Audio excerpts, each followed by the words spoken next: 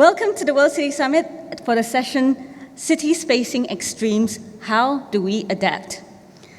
I'm your host, Alisa Luder, and I'm from the Center for Livable Cities. Let me invite you to start the session in a few moments. During this event, a gentle reminder to please keep your masks on throughout. If you feel unwell, please approach anyone with an organizer's badge for assistance. In accordance with the Personal Data Protection Policy, it is our duty to inform you that this session will be recorded. During this session, we invite you to pose your questions using Slido. To do this, please scan the QR code on the screen as shown. Before we begin the session, I'd like to highlight the launch of our new publication from the Civil Service College Ethos. This publication, which you can find on your tables today, is a practitioner-oriented journal of public policy and governance matters published by the Singapore's Civil Service College and read by leading public sector practitioners and thinkers in Singapore and around the world. Since 2006, the Ethos magazine has featured insights and contributions from respected experts and senior leaders in related fields, including distinguished international figures such as Timothy Geithner, Vernon Smith, Gus O'Donnell, as well as Singapore's own Prime Minister Lee Hsien Loong and Senior Minister Tharman Shanmugaratnam. Use the QR codes to download a free version of the publication. You can see it on the screen now. Without further ado, please join me to welcome Dr. Yu Yong Suk, Chairman of the Climate Change Center and former Minister for the Environment from the Republic of Korea, on stage to deliver her keynote address. Dr. Yu, please. Thank you.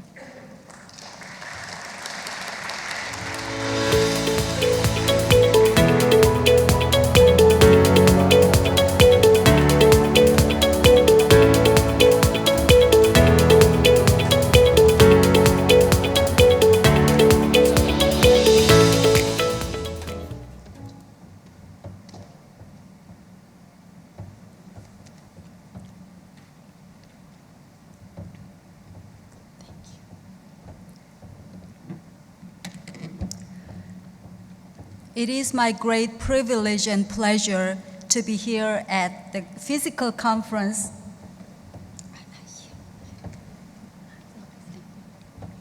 Thank you.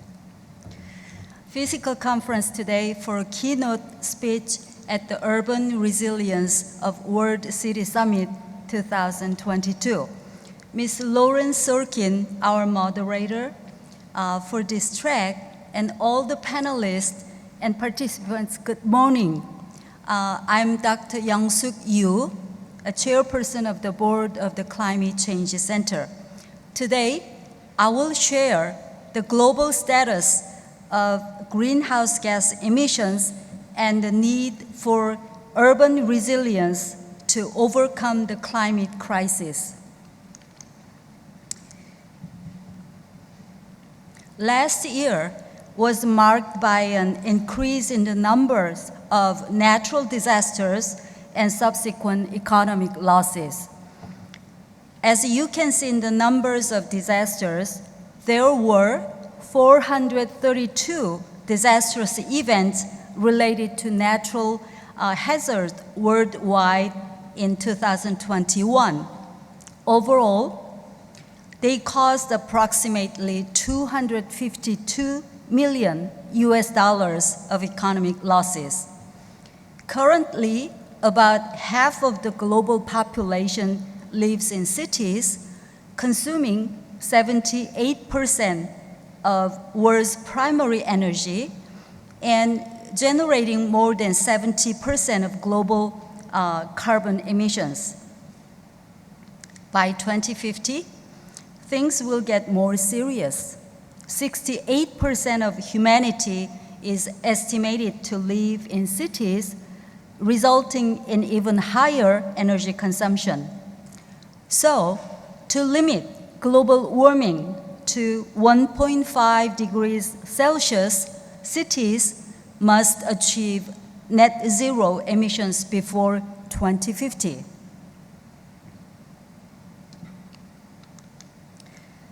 Global CO2 emissions returned to near pre-COVID-19 levels.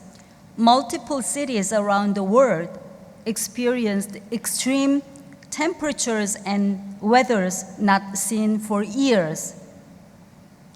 The global CO2 concentration increased from 277 ppm parts per million in the year of 1750, that's pre-industrial era, to 415 ppm in 2021, which is 1.5 times increase. The global average temperature anomaly in 2021 is estimated to have been 1.21 degrees Celsius already.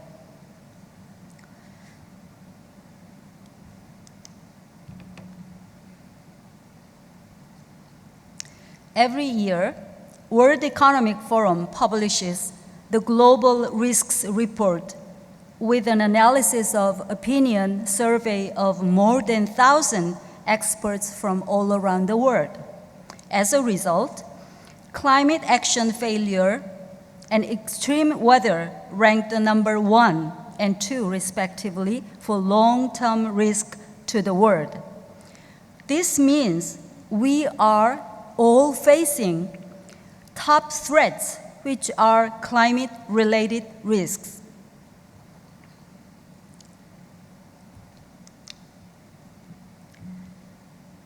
Cities are facing extremes. How do we adapt? The 1.5 degrees Celsius target is so fundamental that societies need sufficient preparation to avoid climate crisis and the Earth's biodiversity collapse.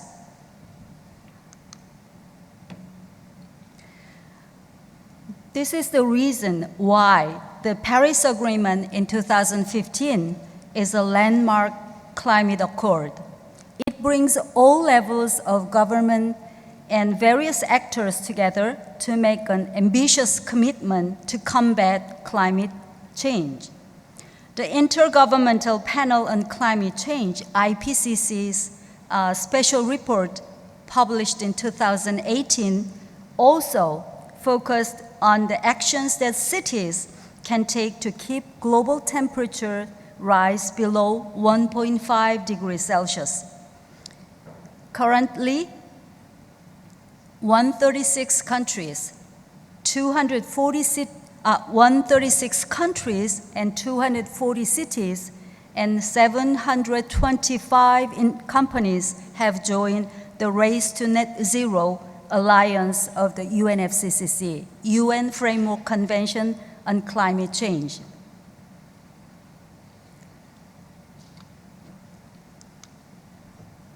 In order to shift away from the carbon-intense societies, we need to consider lowering individual carbon footprints. Globally, the average carbon footprint per person per year was 4.5 tons in 2019, but it needs to drop to under 2 tons per year by 2050. The most effective ways to reduce individual carbon footprints is to live car-free. That would save 2.4 tons of carbon each year. Also, there are various ways for each citizen to save carbon footprint. However, this would not happen overnight. According to the Insight report of Net Zero Carbon Cities of the World Economic Forum, it recommends that the integrated energy approach called a systemic efficiency. This mechanism includes clean electrification, smart digital technology, and energy-efficient buildings and infrastructure, along with a circular economy approach to water, waste, and materials.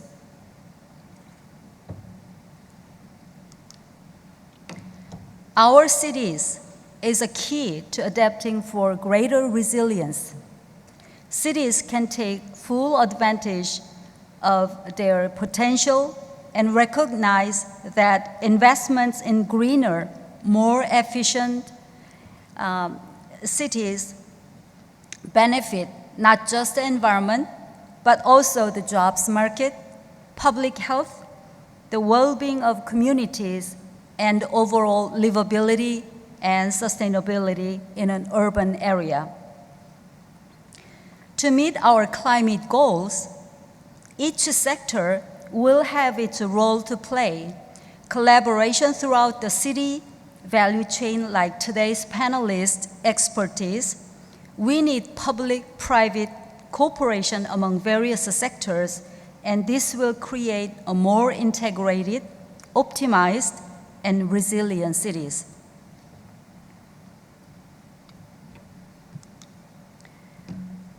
As part of the civil society, the organization that I belong to currently, the Climate Change Center drives public-private cooperation to accelerate urban transition to a net zero 2050. We focus on policy suggestions to the government of central and local, raising awareness for the climate crisis to the opinion leaders as well as the youth, and enhancing global partnership with the various partners. These activities are ultimately meant to be bigger action now to lead the big challenge of 2050 with professionalism, partnership, and participation. Thank you for listening. I wish you could have a fruitful discussion today. Thank you so much.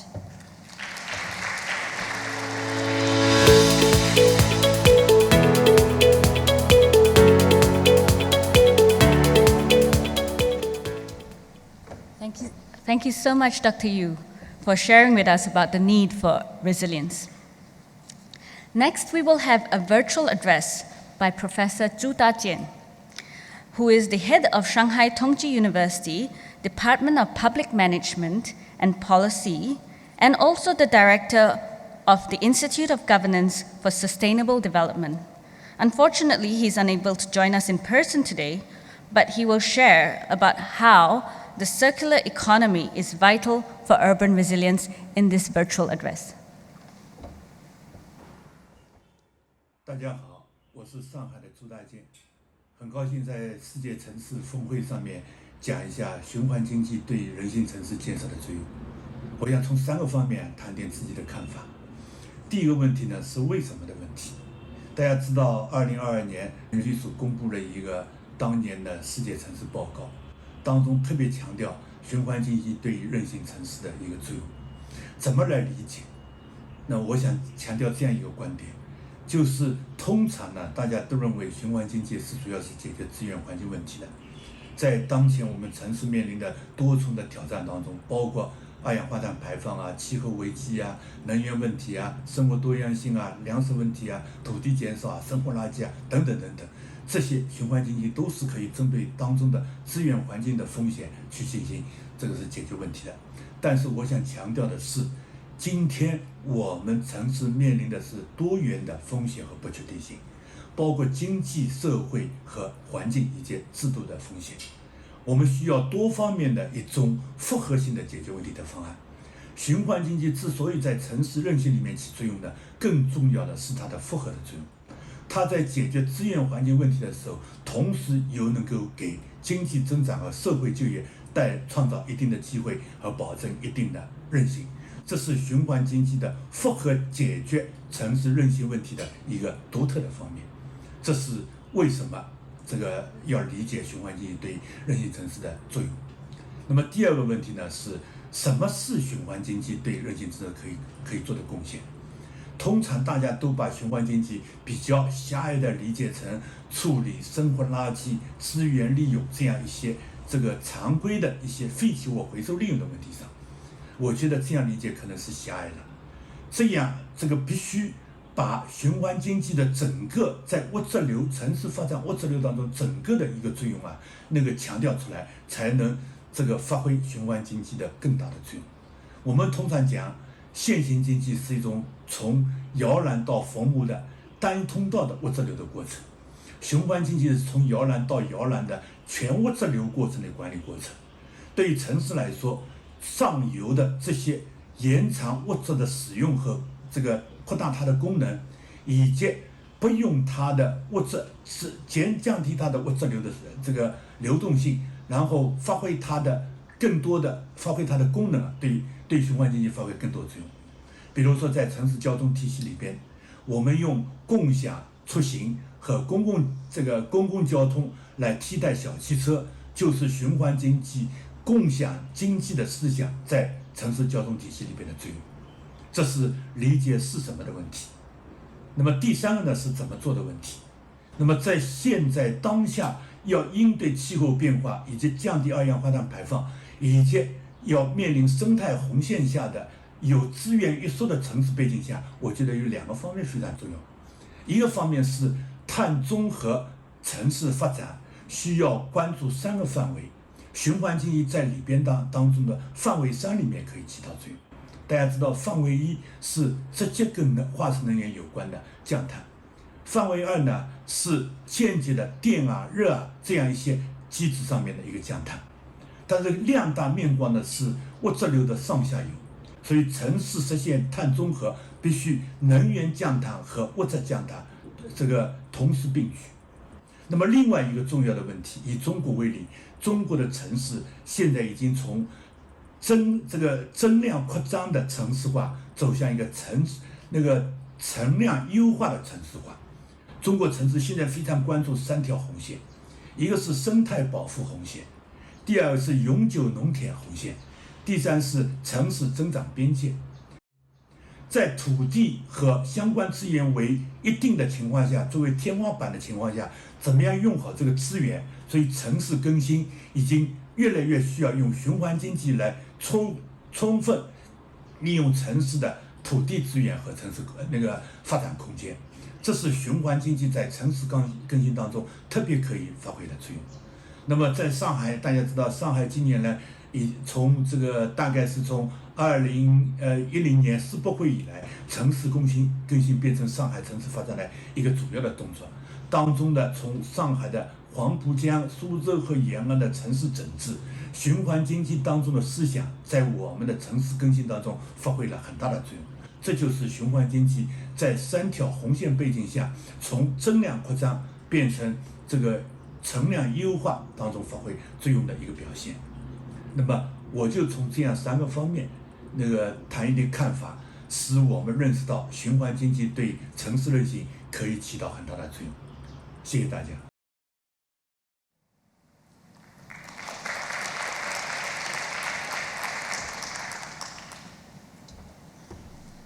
We'd like to thank Professor Chu for sharing with his knowledge on circular economy. I'd now like to invite our moderator, Ms. Lauren Sorkin, the Executive Director of the Resilient Cities Network, as well as all of our panelists to the stage. First, we'd like to invite the Honorable Leanne Dalziel, Mayor of Christchurch. And secondly, Srimati Himali, the Mayor of Surat, Lord Mayor of Melbourne, Sally Kapp, Mr. Amit Midha, the President of the Asia Pacific and Japan and Global Digital Cities, Dell Technologies, and lastly, Mr. Soren Brondum, Managing Director for Buildings for Rambol. Please, if you could come to the stage. Thank you.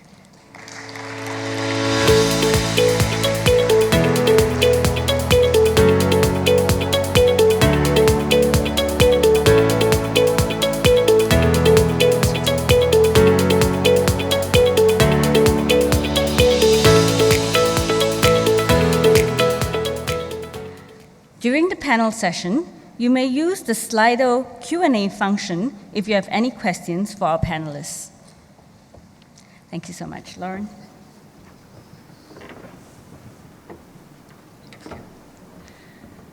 Good morning. Thank you. Good morning. That was a little bit better. One more time. Good morning. Okay, resilience is a team sport. Okay? Good, I'm glad we established that. Thank you so much for being here, for voting with your feet, for sharing your time with us this morning. I want to thank our host from the Center for Livable Cities for the kind introduction and for inviting me here to moderate this panel today. I really couldn't imagine a more important panel on a more important topic than today's. Cities are absolutely on the front lines of climate response and are facing more extremes every single day. Just in the past 6 months, extreme weather, floods in Sydney, floods in Malaysia, temperatures over 40 degrees in the Northern Hemisphere have reminded us that climate change is not something that's happening in the future. Our new climate reality is happening now. Yet, cities are our future. We'll be more than 70% an urban species by 2050, as we've heard, and we concentrate opportunity, creativity. So we have to make our cities more resilient. We have to adapt them because the shocks and the stresses will come. Every generation has their challenge. Our challenges as a generation are to confront climate change and equity head on. The challenge is immense, but so are the opportunities for innovation and for collective action. And I think that's why you're all here today. So today, I'm really thrilled to be here in the room and on this panel with a very distinguished group of co-presenters, 3 powerful women mayors who are facing climate and equity and many other challenges head on, and 2 fantastic innovators. For those of you who are a little bit less familiar with Resilient Cities Network, I will just take a few minutes to briefly describe what we do with our work. First, our network provides city officials with training and tools they need to strengthen their administrations. And for cities that are members of our network, we provide global access to project preparation opportunities and to the amazing brain trust that is the cities of Singapore, Christchurch, Surat, New York, New Orleans, Rotterdam, Cape Town, and many, many more. Building on this work, we work with cities on multi-city programs, on climate resilience, on circularity and inclusive economies. And finally, we mobilize funding and finance for our members. Last year at COP26 in Glasgow, we launched the Resilient Community Impact Funds, which provide, through generous support of the Z Zurich Foundation and Bank of America, funds for innovative city projects. So the women that you see on this stage are all mayors from the Resilient Cities Network member cities. And we are a network that's really dedicated to supporting them and the nearly 100 cities in our network to being strong in a world where things inevitably go wrong. So Mayor Dalziel, Mayor Himali Bogwala, Mayor Sally Kapp, thank you for being here today and in advance for sharing with us. I also want to highlight that it's very important that we're standing here today and having this conversation in Asia and the Pacific, because not every region is equally vulnerable to climate shocks and stresses. And in fact, Asia and the Pacific is home to 98 of the 100 most vulnerable cities to climate and disaster in the world. So while we can bring global innovation, and I'm very happy to have Amit and Soren who will bring us global innovation and solutions in our discussion, we have to apply that innovation locally with local knowledge and with a lot of local leadership. So I now want to actually turn the floor to our speakers who will share about how they are adapting to extremes and creating resilience in their cities. So Mayor Dalziel, the floor is yours.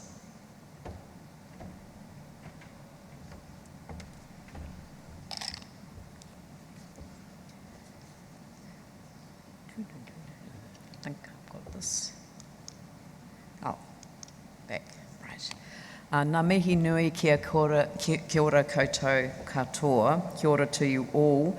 I'm hoping to share with you some of the opportunities that inevitably come from times of crisis, but a little bit about our city first.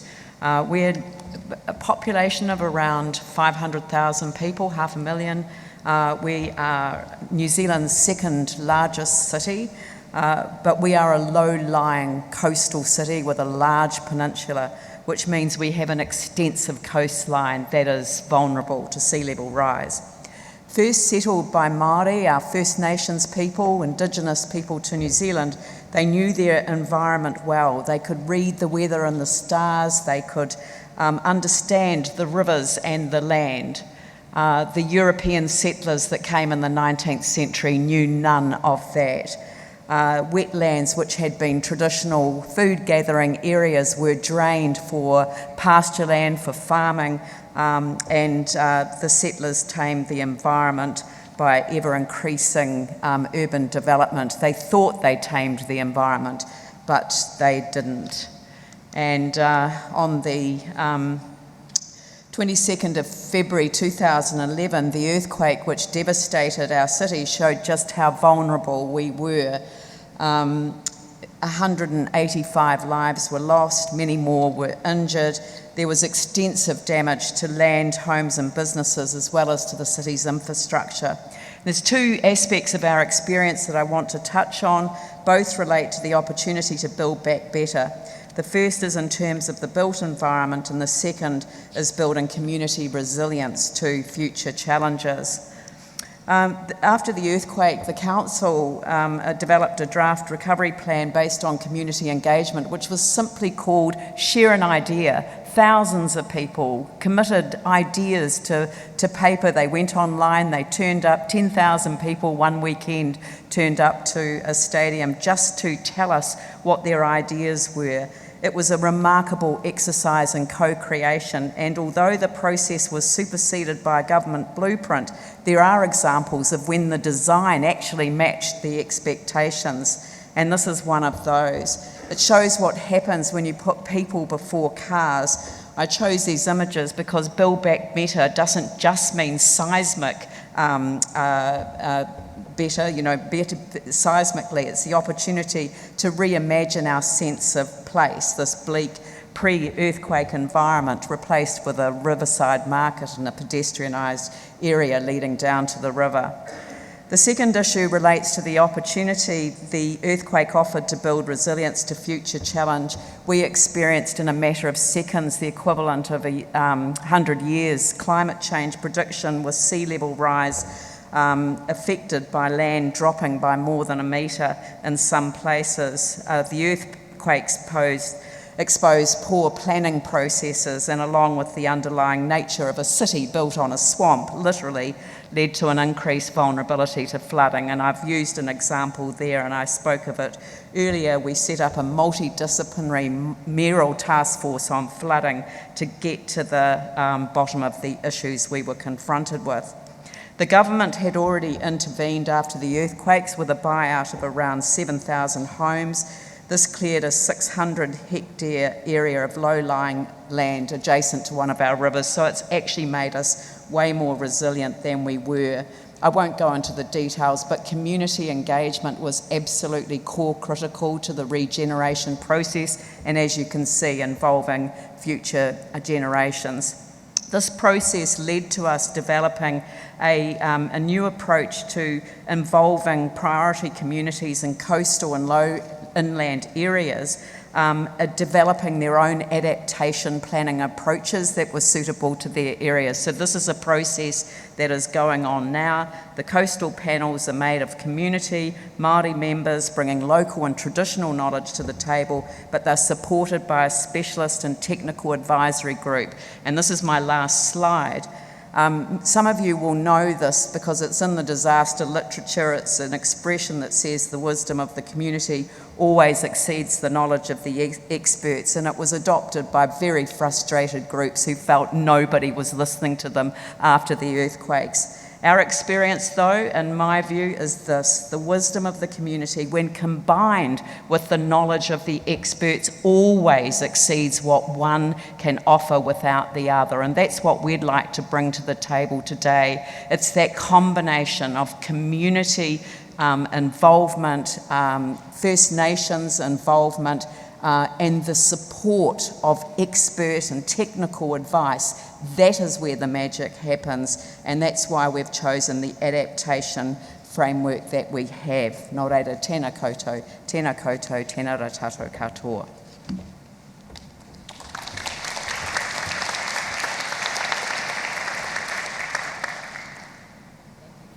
Thank you so much, Leanne. Thank you, Mayor Dalziel, for those inspiring remarks that really emphasize the challenges that you faced, and then that ability to combine community inclusive engagement with expert knowledge.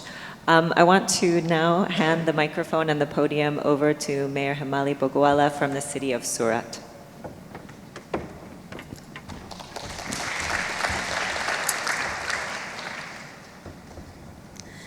Good morning. Namaste. Thank you. India is celebrating Azadi Ka Amrut Mahotsav to celebrate 75 years of independence and the glorious history of its people's culture and achievements. Surat has lived up to the expectation of Honorable our Prime Minister Sri Narendra Modi ji and made achieve many sustainable development milestones. Surat, earlier known as one of the dirtiest cities, is now recognized as second cleanest city of India.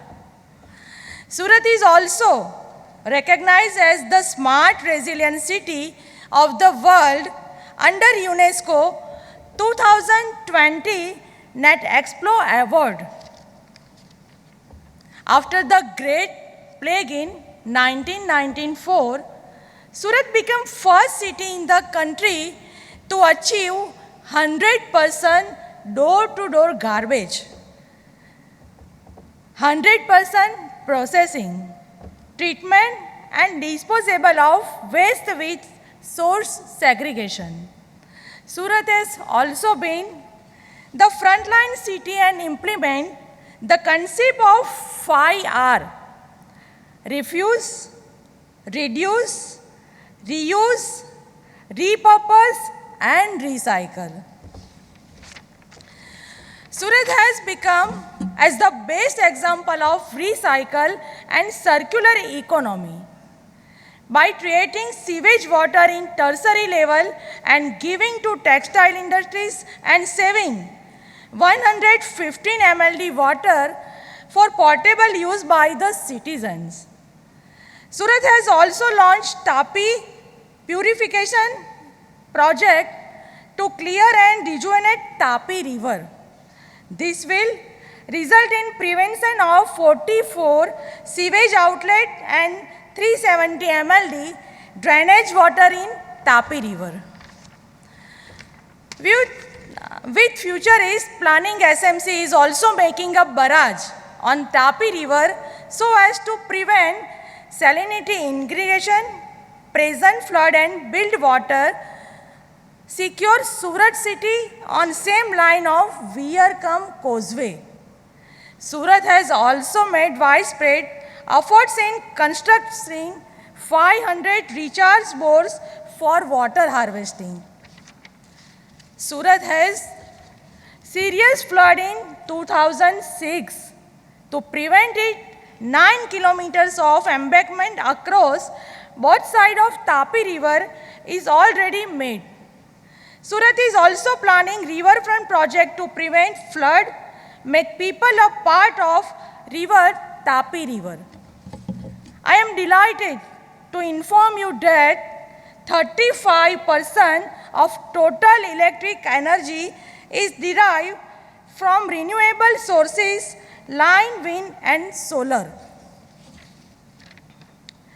Surat has having greater than 30% of its area with green cover, and SMC had started executing one of the biggest biodiversity parks in India. Before 2014, there was no public transportation in the city. But now, Surat has 800 buses and best public transport in the country by having 108 kilometers of BRTS track. Surat is the leading city in India to have an EV policy, and my city has already ordered 450 electric buses for the city. Surat has also increased the percentage cover of non-motorized transport network. There are 121 bicycle sharing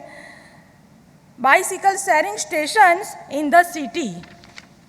Surat, earlier known for flood and plague, is now the diamond city and fastest growing city in the world, the largest office building in the world.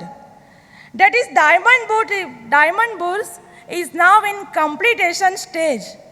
I heartily invite you to visit the Diamond Burj, India, Surat.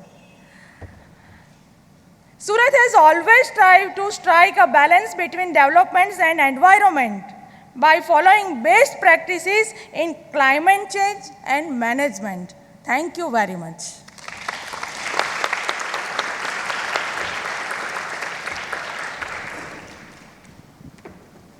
Thank you so much, Mayor Hamali. Surat is growing so incredibly fast, facing so many challenges, and yet at the same relentless pace of growth, you are pressing without stopping for innovation and for progress. So congratulations, and I'm looking forward to the discussion. I would now like to welcome Mayor Sally Kapp of Melbourne to the floor.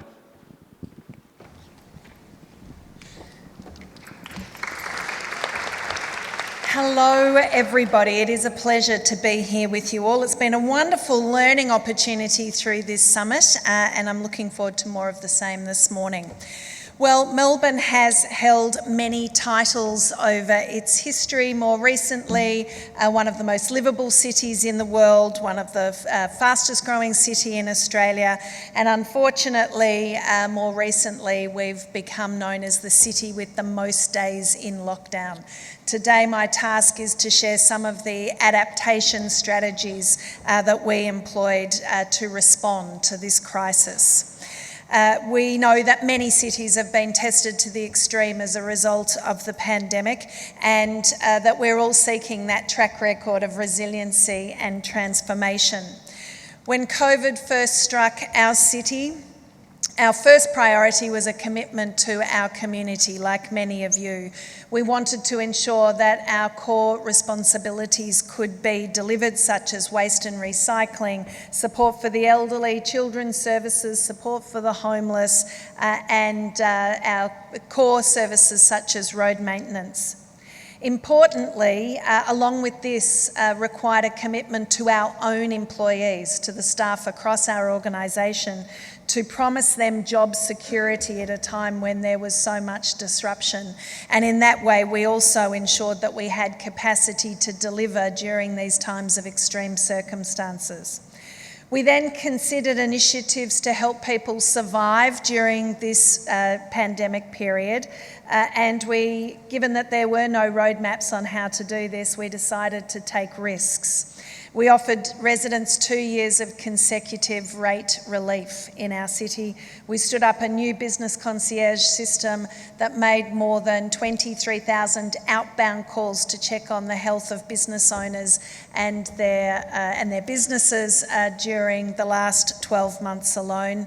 We provided rent relief for all tenants in premises owned by the City of Melbourne, and we partnered with the state government to provide housing for all people experiencing homelessness, and supported 10,000 international students with fresh food vouchers so that they could survive during this time.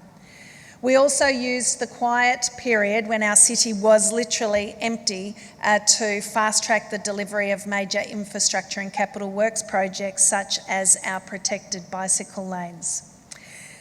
Of course, whilst responding to the immediacy of the crisis, we also needed to be planning for those times when people could return to our cities, to be able to welcome people back with buzz and excitement and shift people from the habits formed during COVID lockdowns.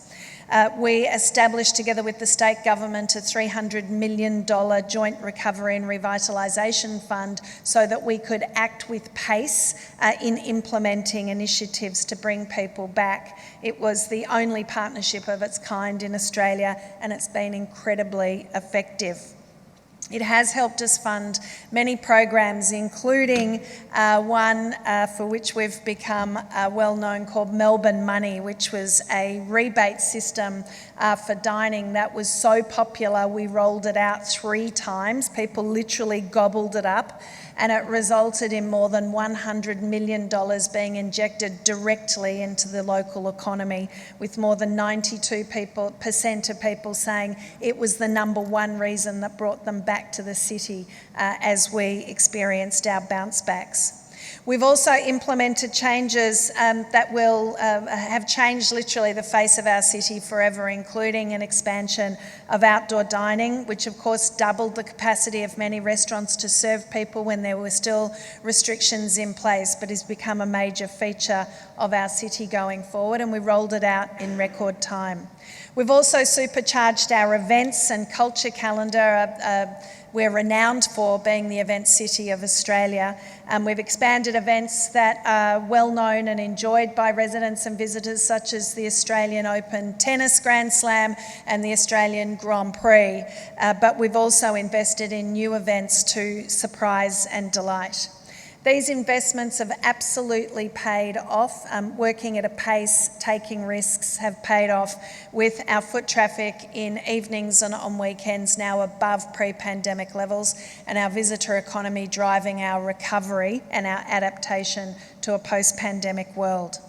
We have, of course, during this time, remain dedicated to progress on big visionary projects, believing that we have to continue to inspire our local community, demonstrate that we can deliver at scale and attract international investment and attention.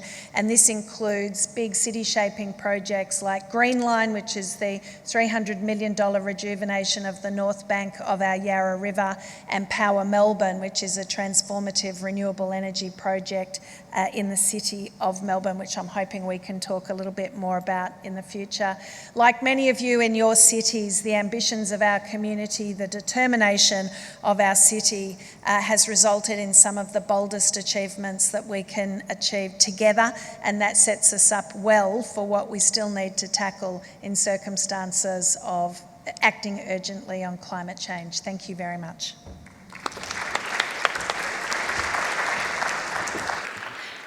Thank you very much, Mayor Kapp. I think what was really delightful and delicious about the presentation is that it not only showed the bold action on continue with infrastructure projects during the lockdown, but then what were the things that brought people back out? Because ultimately, while our cities are providing essential services, people are coming there because they want to be there, right? And we need to keep creating that kind of community and that buzz factor that you talked about. It's now my pleasure to welcome to the podium Amit Midha, who's the Vice President for Asia and Japan for Dell Technologies. Good morning. Good morning. Excellent. Well, welcome to this session. It was great to have 3 powerful mayors today talk about the story and the journey. So today, I'm going to come from a different perspective, more from how we could do this. So you heard the practitioner view. Now you're hearing someone who is actually trying to make it happen on a global perspective.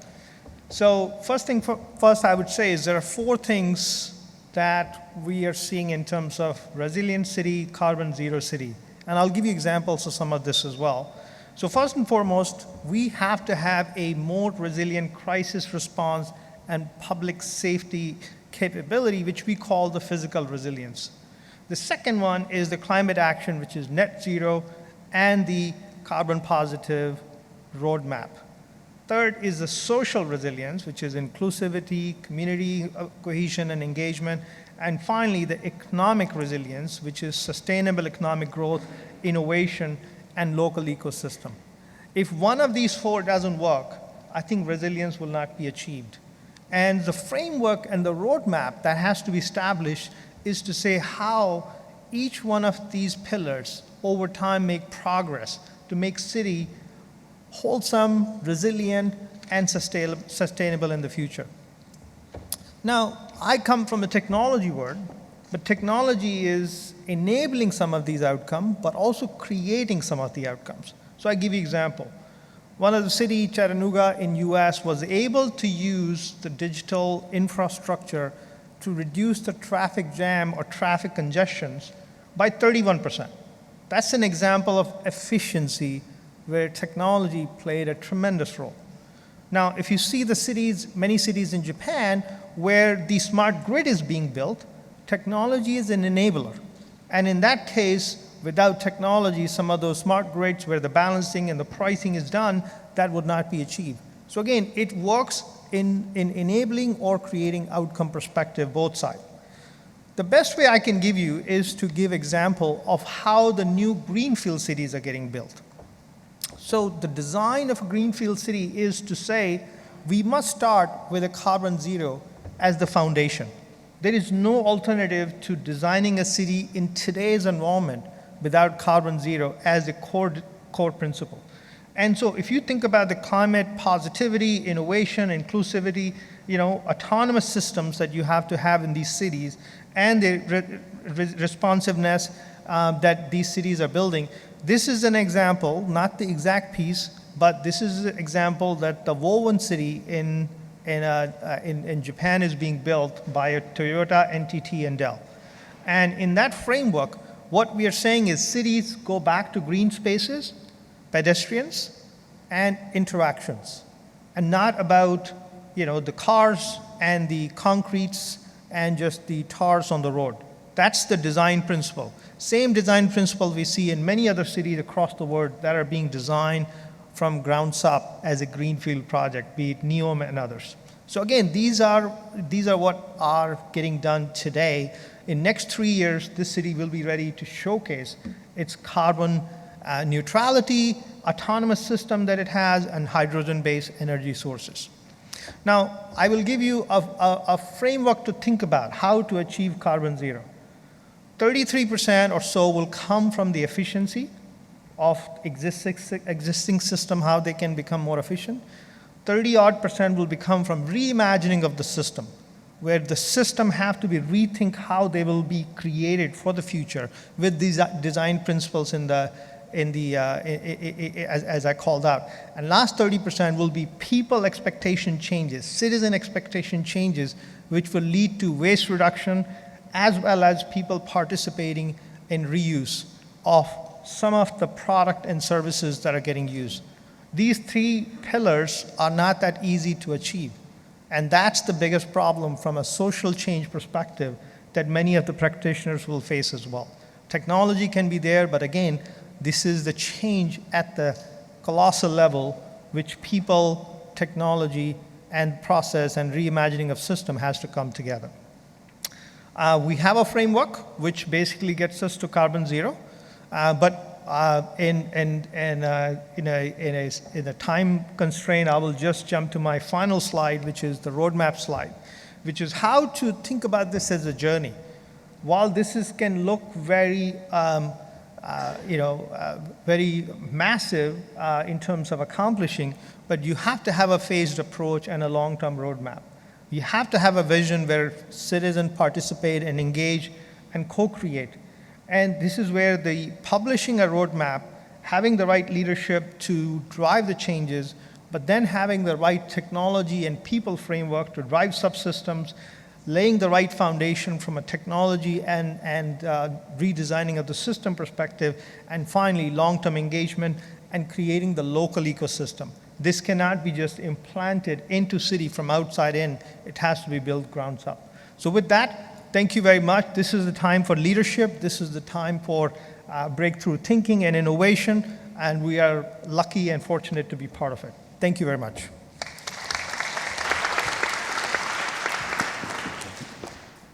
Thank you very much, Amit, for the very clear frameworks and also for that inspiring call to action. The next speaker that I'm going to call on to join at the podium is Mr. Søren Brandum, who's the Managing Director for Buildings for Ramboll.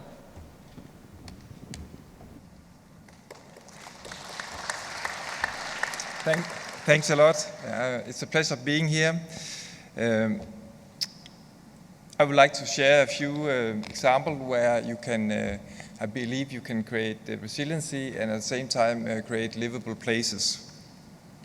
The photo I'm sharing here is from Copenhagen, where I come from. It was a flooding a few years ago, and I was so unfortunate to actually, I live very close to that, so I actually got also a lot of water in my basement. So I actually experienced the consequence of global warming in Copenhagen. To avoid these climate changes, it require a lot of investments, and I think for politicians it can sometimes be hard to defend these investments because the solutions are maybe not so tangible for the public. So for me, I think there's three things that has to be met to make resilient cities. I think it's very much in line with what Amit said. I think it requires political leadership, and we definitely have this in the room here, so that's good to see. It requires long-term planning, and I'm not thinking about 4 years planning, it's longer than that, for sure. And it requires system thinking. You can't solve one of these issues in isolation. The infrastructure system and the social system are independent and all relying on each other, so you have to think holistic around these solutions. Rumble has been part of many transformational projects, and I would like to share a few of them here very swiftly. So the one will be recognized from people from Singapore. This is here from Singapore, the Bishan Ang Mo Kio Park, here in a beautiful park here in Singapore. It was a concrete channel that ran through the area, and now it's been transformed with a park, and the river takes the heavy rainfall for the surrounding roads. So it's both a flood mitigation project, but it's also a place that has created really something for the society and the community around. Next example is from New York, state of Ireland. It's a breakwater project. The breakwater around the state of Ireland was not working. The once very livable oyster system was broken down due to overharvesting, overdredging, and the oyster bank on the shore was established again. There was an oyster reef established, and we now have a breakwater that can resist the superstorms. You have the oyster bank established, and actually the community next to the bank has, are proud of having come back to the legacy of the area. Finally, I come back to Copenhagen, where I live. So we had these big flooding some 10 years ago due to heavy rainfall. The city also, some decades back, was actually a city where people moved away from the city. Now they're moving into the cities because there's livable places. This is you can go swim in the harbor now. That was really impossible some decades ago. It was simply too polluted. But now we have made wastewater systems where the water is not discharged to the harbor anymore. It's stored in big basins underground until it can be sent to the wastewater treatment. So we have livable places in the center of Copenhagen due to solving a flooding issue. So that was my final remark. I'm just coming back to the conclusion from beginning, political leadership, long-term planning with system thinking, and I think we together can create both resilient cities and livable places. Thank you.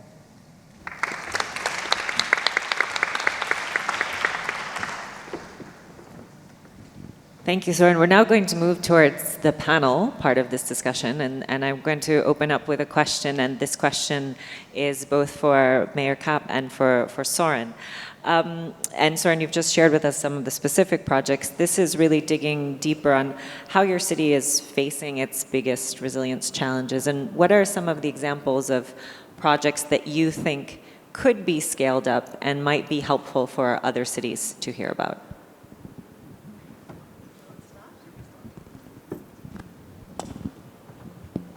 We're not very prepared on who's Who's going first? I'll pick out a couple, and the point about resilience needing to be shared across the community is really important. From our perspective, we've got a target to be a city powered 100% by renewable energy by 2030. As an organisation, we are already powered 100% by renewable electricity. And we've been able to achieve that through a Melbourne Renewable Energy project, which is basically a power purchasing agreement that we led, but we were able to bring partners, other governments, private organisations on board. We've done 2 rounds of this now for wind generated power, and we've taken 5% of the emissions out of our total city emissions, which is absolutely brilliant. Still got 95% to go. The next big project is called Power Melbourne. I mentioned it. It is about mid-scale community batteries. It is primarily to help us transition more away from fossil fuels by creating interest and investment in battery storage technology. It's really the missing link for more renewable energy into the grid, and we're just starting that project with a pilot at the moment. But the reason we really went down this path is because we were doing partnerships with other governments and also with big energy users across the city, but our residents and small business owners said, how do we get involved in being proactive? And in this way, not only can there be more generation of renewable energy, but we can really show increased demand for renewable energy. And the last thing I was going to touch on, which is about using or working with the community to accelerate progress, and that is the Urban Forest Fund that we have, where we fund 50% of greening projects, even in the private realm where they're shown to have public benefit. And of course, more greening anywhere automatically has some form of public benefit. And this is really helping us, one, with partnerships, but particularly with pace at which we can green our city. Yeah, I can pick up on that. In Copenhagen, decided some 15 years ago that it wanted to be carbon neutral in 25, so that's already in 3 years' time. And at that time, they didn't really know the solutions to get there, but it seems like they will reach the goal, and they also base the energy on mainly renewable energies. But it's a lot of other things, actually, also sustainable transport. So 50%, 50 of all trips in Copenhagen is done by bike, to the work or to education. So that has been really a focus to make sustainable transport. And also the metro has been heavily expanded over the last 20 years. So that's one thing. But I think also, of course, the energy should be renewable, but also to reduce energy consumption is important. So energy efficiency is really important. So one thing that is, and I think that can be applied in all cities, that is actually to integrate the different energy systems. So for example, use surplus from industries to heat up office buildings, something like that. For example, from data centers, who we know are all, big energy producers, they have also excess of heat, use that in the buildings, but also simply reduce energy in the buildings by renovating them. We should, in the Western world, in Copenhagen, we should not build a lot more, because that's also energies. We should retrofit our existing building. It's great. It's very clear that the energy transition is front and center of those greatest challenges, and it's very interesting to hear the specific examples that are happening in Copenhagen that's enabled you to really run fast, right? Energy efficiency and so on. And then I think, Mayor Kapp, when you highlighted the battery storage program, that's a really interesting one, because we do see that as a big gap, and not only something that's helping with the energy transition, but also helping with community resilience, because when we see more distributed renewable energy, then our grids are much less vulnerable. And I think we've seen a lot of shocks in the past couple of years, even in our biggest cities, right, that have knocked them off the grid in ways that we never expected. I want to now turn the next question really to our 2 other mayors, Mayor Dalziel and Mayor Bogwala, around the role of community in building resilience. What is their actual role in doing this work? As more and more communities are facing the impacts of climate depression, it is become more and more obvious that we need to cultivate community resilience. Cities are working to make themselves more resilient. For cities to prepare, adapt, and get stronger in response to various shocks and stresses. Their people, businesses, neighborhoods, and the world community must maintain essential functions and bounce back relatively quickly. And proactive community is essence of improved environment, social and economic health, and well-being of the city.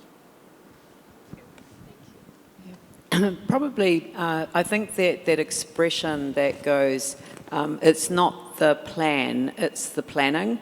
And building community resilience is actually about building social capital, it's about building relationships at the community level. And unless communities themselves are deeply involved in the planning process, coming together, sitting down with the experts who are able to feed in some of the information that they will need to understand perhaps the risks and the challenges that they'll be taking on, then unless you do that, then you have a terrible risk that, again, somebody will think that it's somebody else's problem, that the government will come and fix it, the council will come and fix it, but actually building community resilience is core critical to all of the challenges that we face, not just climate change, but obviously those natural hazards that have a tendency to develop, but also to some of those other man-made challenges that we often have to confront at a city level.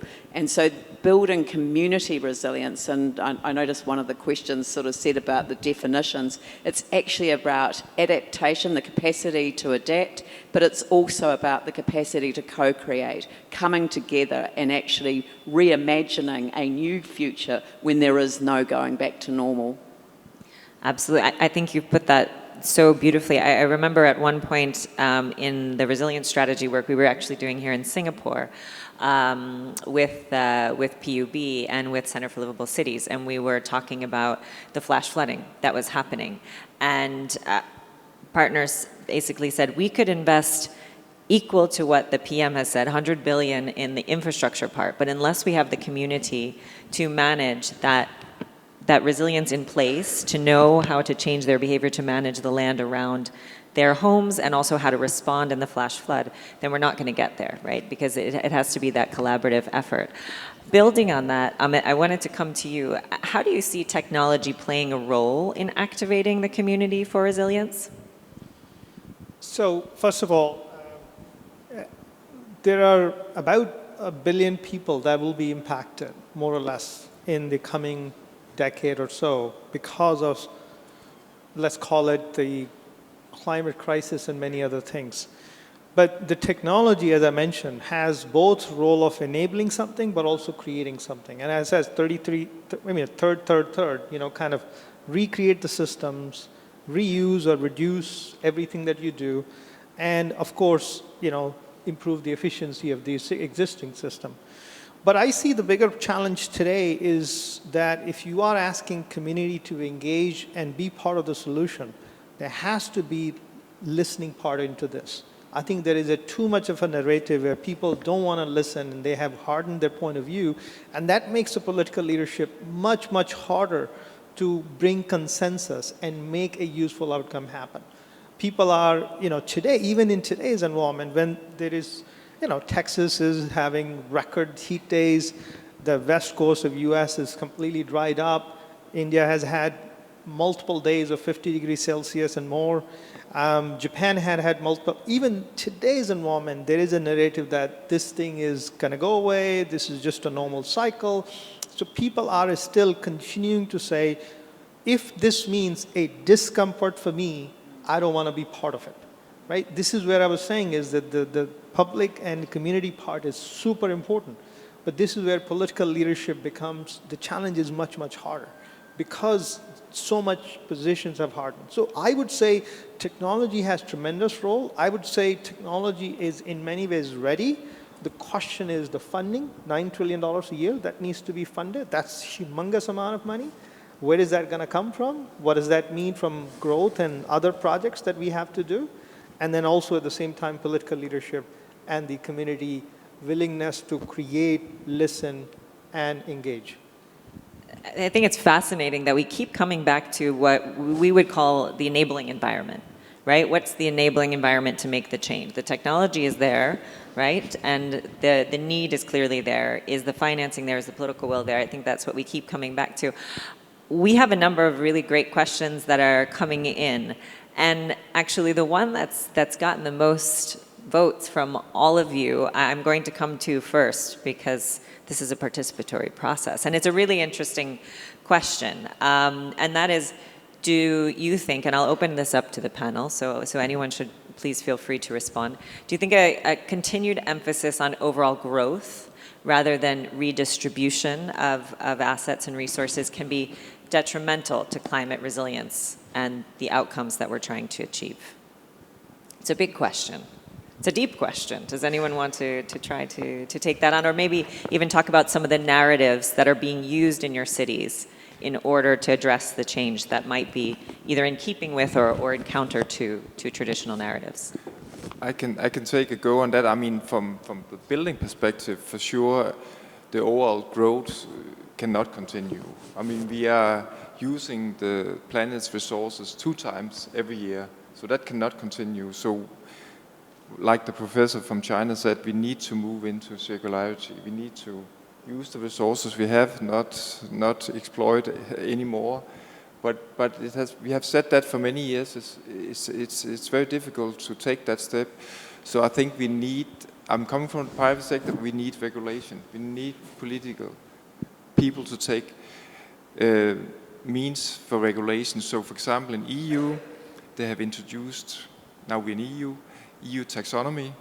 EU taxonomy will drive this change, I believe, because that introduces even new buildings, you have to have 30% reused material, and that will just be tougher and tougher, this requirement.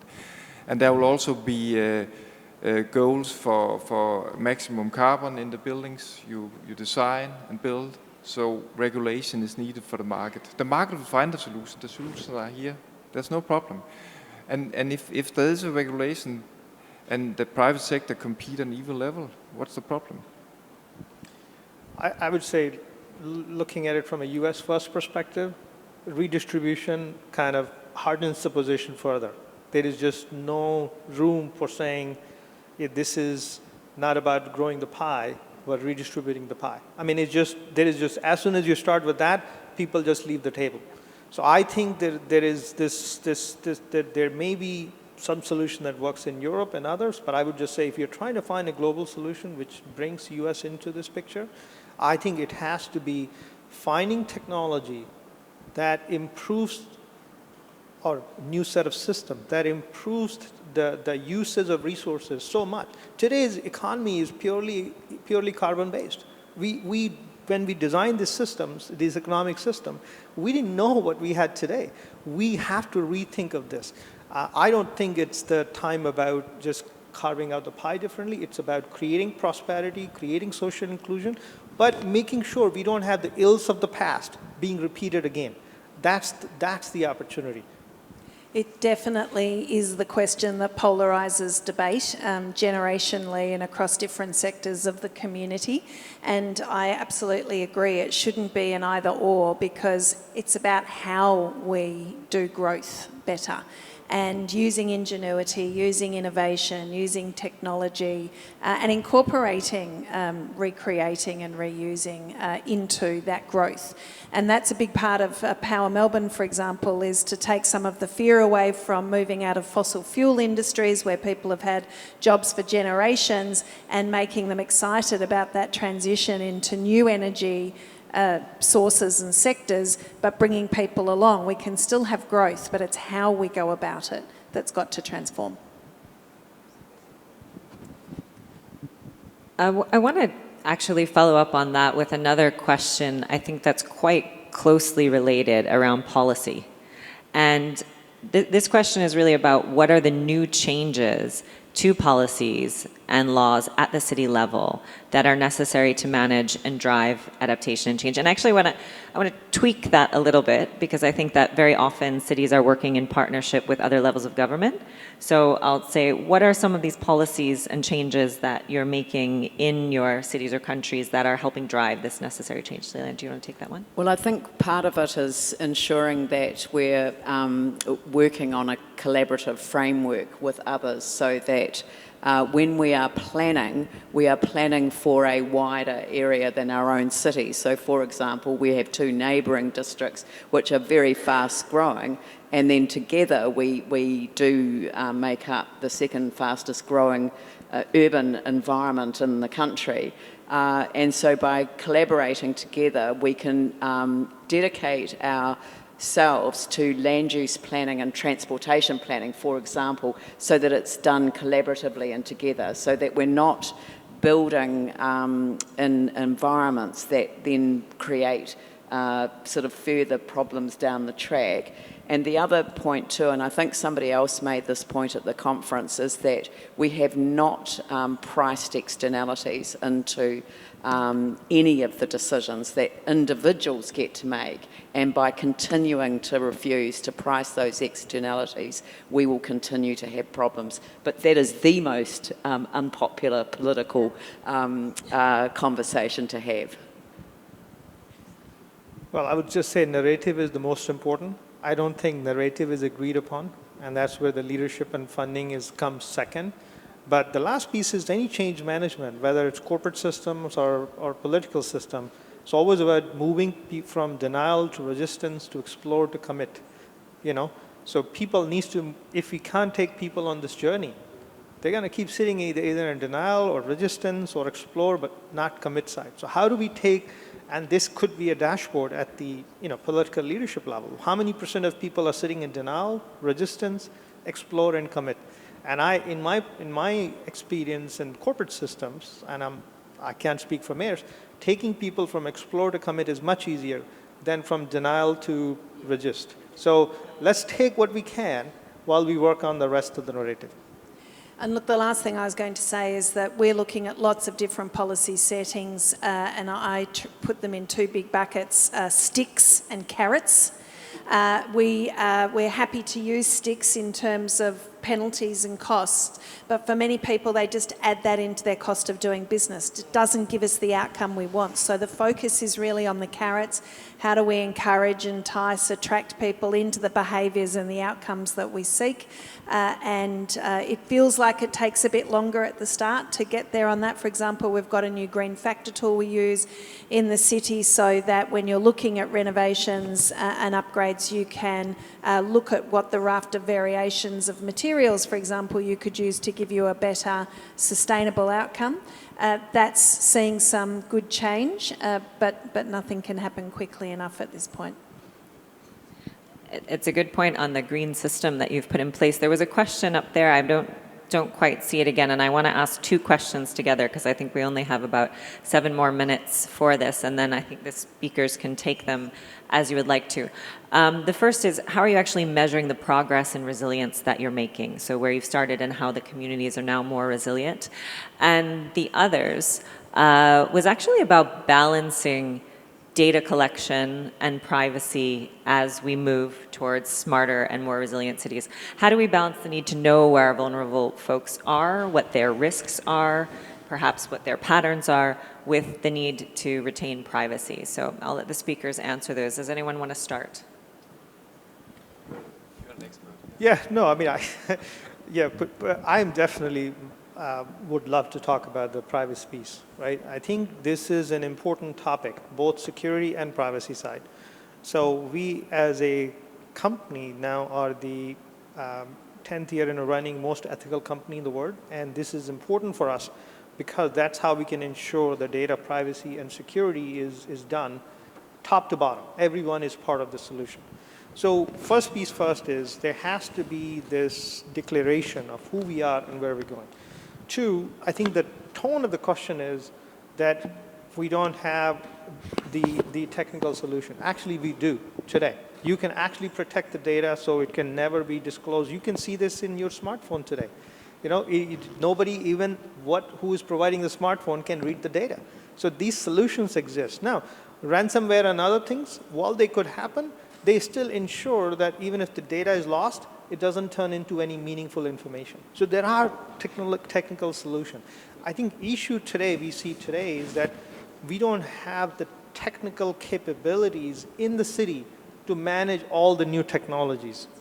That's the challenge. So if you're going to become a digital city, and if we're giving a solution, how do we ensure that the local leadership has the talent to manage this new way of doing things? And it's not just the city, actually it's corporations too. If you have autonomous corporation enterprises, they are not ready to transform the talent.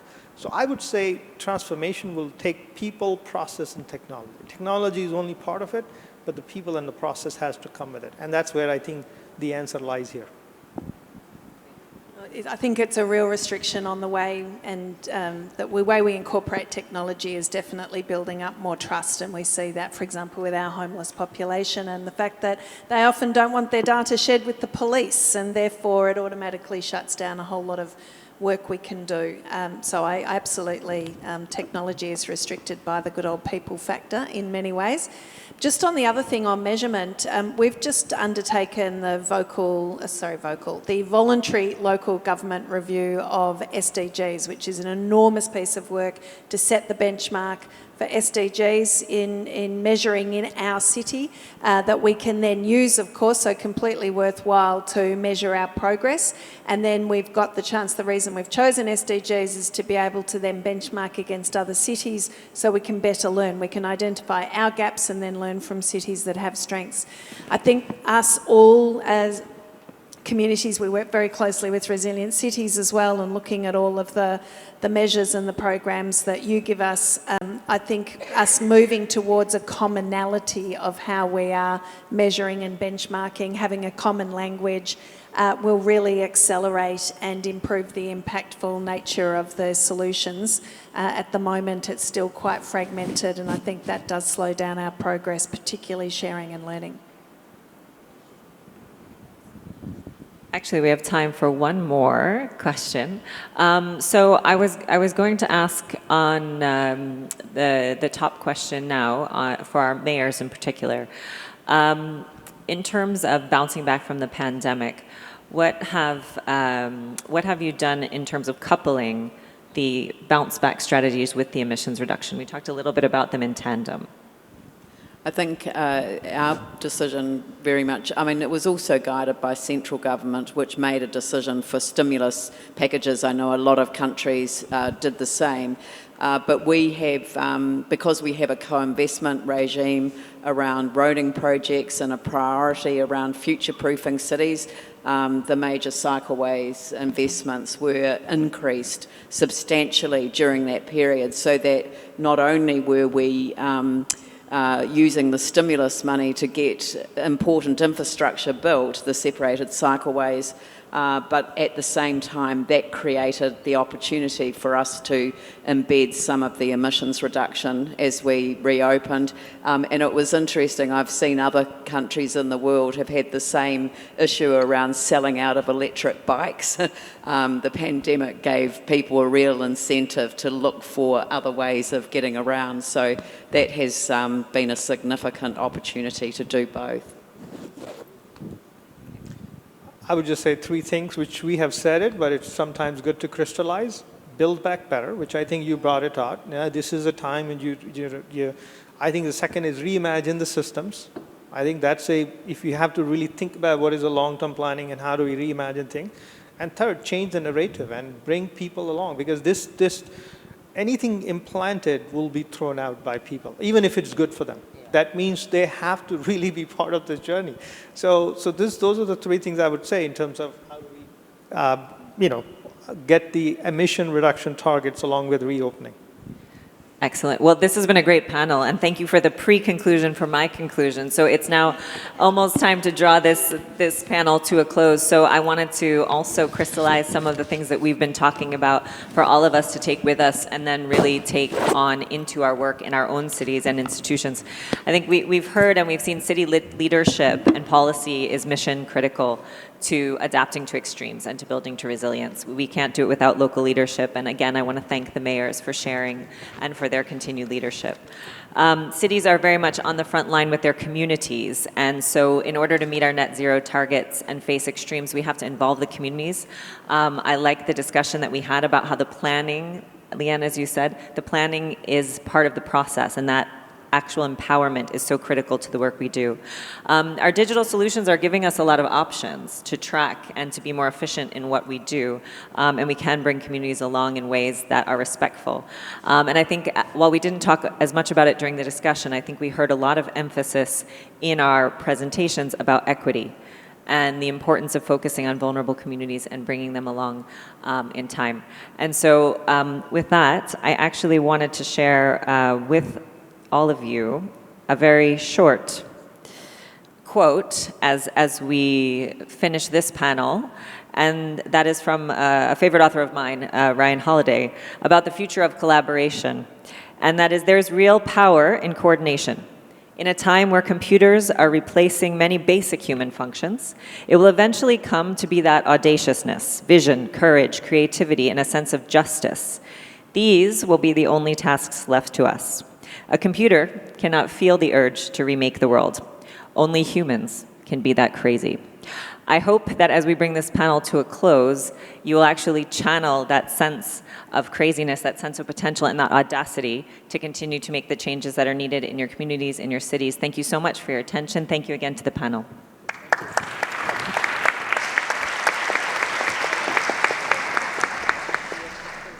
What an interesting discussion. Thank you so much to the panel. I'd like to invite Dr. Yu to the stage, please, to take a group photo.